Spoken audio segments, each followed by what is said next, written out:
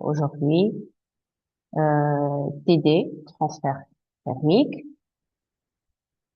Donc, on va voir différents modes de transfert thermique et on va commencer par la conduction thermique. Donc, la première partie qu'on a de ce problème rappelle certaines notions de la théorie de transfert thermique par conduction, convection et rayonnement.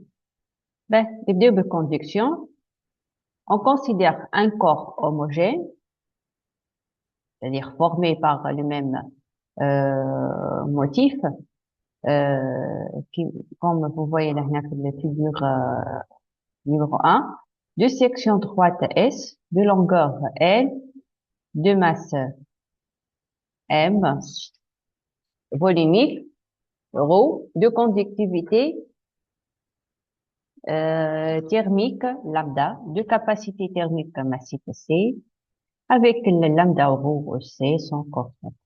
La température du matériau ne dépend que de X et de T sera noté TXT. Les parois parallèles à l'axe X isolées thermiquement et on note donc on a un vecteur densité de courant thermique JXT c'est en fonction de EX. D'accord? Que représente JX T et quelle est son unité énoncée alors la loi de Fourier. Voilà.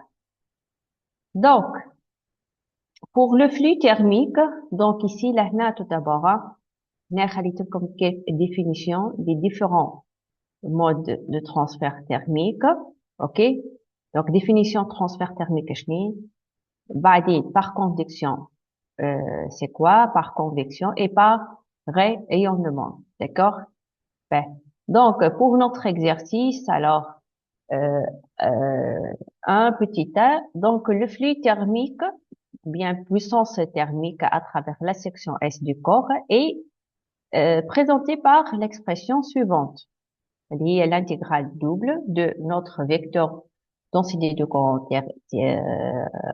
thermique, fois ds, la section élémentaire de notre surface. B. Alors, J s'est exprimé en watts par mètre au carré, donc une puissance par unité de surface. Pour la loi de Fourier, alors la loi de Fourier permet de relier le vecteur densité de courant thermique à la température. La relation que en fonction de grade avec un lambda, d'accord? Lambda, elle est déjà samihena, d'accord? La conductivité est thermique. Donc, J, c'est égal à moins lambda grade la température. OK? Avec lambda, conductivité, voilà, qui est thermique. B.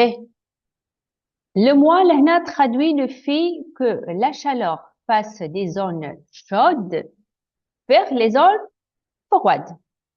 OK? Dit maintenant la chaleur du chaud au froid. B. Petit b,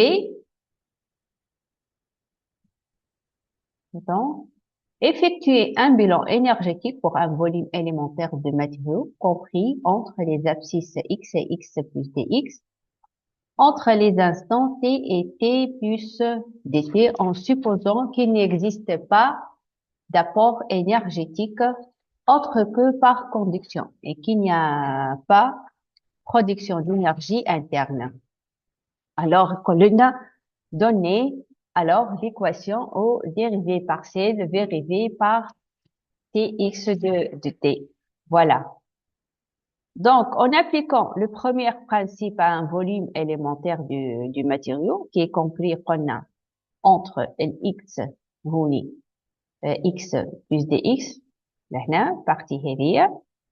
Donc, du, l'énergie interne, c'est égal à chaleur plus travail. Donc, c'est la chaleur le point X plus chaleur X dx plus notre travail. Donc, le matériau est considéré comme une phase condensée, incompressible et indilatable. Alors, là, le travail est égal à zéro. Du coup, donc, la dérivée de la charge, ça sera égal à la puissance, P, dt. D'accord? Donc, on a la relation est dérivée de Q par rapport au temps. Je t'attends à la puissance chaleur. Donc, il y a l'intégrale double J d S d t.